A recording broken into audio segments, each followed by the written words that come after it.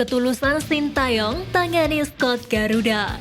Pelatih asal Brasil kuatkan komitmen untuk timnas Indonesia. Nathanael Seringo-Ringo jadi sorotan di Malaysia. Simak informasi selengkapnya hanya di Garuda Space Update.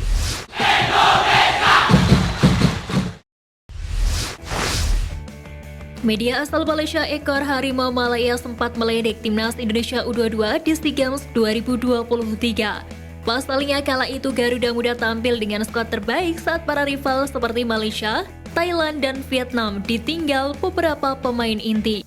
Kini timnas Indonesia U23 pun siap tampil beda untuk membungkam ledekan itu. Sebab pasukan Garuda Muda tidak bermain dengan kekuatan terbaiknya di Piala AFF kali ini. Bisa dikatakan tim yang dilatih Sintayong tersebut turun dengan tim pelapis. Timnas Malaysia U23 menganggap Indonesia sebagai hambatan besar di Piala AFF kali ini. Dikutip dari Harian Metro, pelatih Timnas Malaysia U23, Ella Farasan menganggap Sintayong telah membawa skuad Garuda Muda di level yang berbeda. Meski begitu, Timnas Malaysia U23 tampak tidak ingin menuai kegagalan lagi. Terakhir di pentas SEA Games 2023, Malaysia terhenti di fase grup. Indonesia menurunkan skuad terbaik dan ditangani pelatih tim utama Sintayong. Pemain mereka pasti bersemangat untuk menunjukkan bahwa mereka berada di level berbeda. Ucap Ella Farasan dikutip dari Harian Metro. Berkaca dari kasus Roberto Mancini, ketulusan Sintayong menangani timnas Indonesia terlihat jelas. Pasalnya Roberto Mancini mundur dari kursi pelatih Italia ditengarai karena keberatan diberikan tugas tambahan sebagai pelatih timnas Italia U21. Hal tersebut tentu berbeda dengan Sintayong yang sanggup saat dibebankan PSSI memimpin 3 kelompok umur timnas Indonesia sekaligus, yakni timnas Indonesia senior, U23, dan U20. Secara gaji bayaran yang diterima Sintayong bahkan lebih kecil ketimbang Roberto Mancini. Sintayong mendapatkan bayaran 1 juta US dollar atau setara 14 miliar per tahun. Sementara itu Roberto Mancini digaji timnas Italia 3 juta euro atau sekitar 50,2 miliar rupiah per tahun. Pelatih timnas Indonesia U17 Bima Sakti mengaku jatuh hati dengan performa anak artis Darius Sinathrya, Lionel Sinathrya. Bima Sakti menilai Lionel memiliki kualitas yang cukup bagus. Terlebih lagi ditunjang dengan postur yang mumpuni sebagai pemain bertahan. Tak hanya postur, Lionel ternyata disebut punya visi bermain yang cukup bagus. Bima mengakui ada peluang untuk menembus timnas Indonesia U17 asalkan bisa bersaing dengan Iqbal Gwijangge dan Sultan Zaki di posisi yang sama. Diketahui Lionel Nathan Sinathrya merupakan putra sulung dari pasangan Darius Sinathrya dan Donna Agnesia. Remaja kelahiran 28 Juni 2007 itu tengah menimba ilmu sepak bola di Eropa. Jelang pemusatan latihan di Jerman, Bima Sakti menegaskan tidak ingin asal-asalan memilih punggawa timnas Indonesia U17. Pria kelahiran Balikpapan itu mengakui saat ini bukan waktunya lagi untuk melakukan coba-coba dalam memilih pemain untuk dibawa ke Jerman. Ia memastikan seleksi cukup ketat dilakukan di Jakarta lebih dulu. Terkait jumlah pemain yang akan diboyong, Bima tak bisa memberikan jumlah pasti saat ini. Pasalnya ia akan berkoordinasi dengan PSSI terlebih dahulu. Menariknya, sebelum bertolak ke Jerman, timnas Indonesia U17 akan lebih dulu beruji coba dengan timnas Korea Selatan U17 di Jakarta pada Rabu 30 Agustus.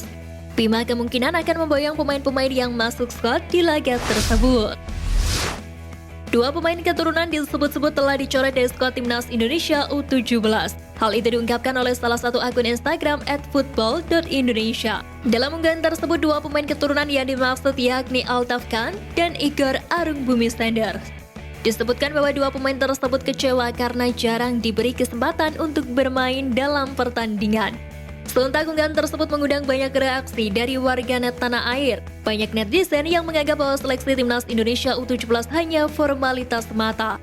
Di lain sisi, kini tersisa 2 pemain diaspora yakni Aaron Suitela dan Wilber Jardim. Status kapten berhasil disandang pemain abroad Indonesia di Liga Malaysia musim 2023. Pemain tersebut yakni Jordi Amat yang menjabat sebagai kapten tim Johor Darul Takzim. Kepribadian serta pengalaman Jordi Amat tampaknya menjadi alasan pemain keturunan Indonesia Spanyol itu ditunjuk sebagai kapten tim. Nama kedua yakni Nathanael Seringo-Ringo yang dipercaya memimpin Kelantan FC. Pemain berusia 23 tahun itu tampil produktif bersama Kelantan FC musim ini. Nathanael mampu mencatatkan 5 penampilan di Liga Malaysia 2023 dengan koleksi 2 gol dan 1 assist. Penunjukan pemain Indonesia sebagai kapten tim di klub Malaysia membuktikan kepercayaan yang tinggi kepada pemain tanah air. Para pemain abroad Indonesia yang bermain di Malaysia diharapkan dapat mengukir banyak prestasi di masa depan. Sain Patinama mengaku senang bisa membantu Viking FK merebut kemenangan usai mengalahkan Lillestrøm pada laga lanjutan Liga Norwegia 2023-2024 pekan lalu. Menurutnya, tim bermain seperti di kandang. Ini bukan sekedar alasan semata, pasalnya kata Patinama, tim bisa mendapatkan hasil bagus lantaran mendapatkan dukungan penuh dari penggemar. Hal tersebut diungkapkan melalui unggahan Instagram pribadinya. Kemenangan tersebut membuat Viking FK menempati posisi kedua klasemen sementara Liga Norwegia dan memiliki poin sama 41 dengan Bodo Glimt di peringkat pertama tetapi kalah selisih gol.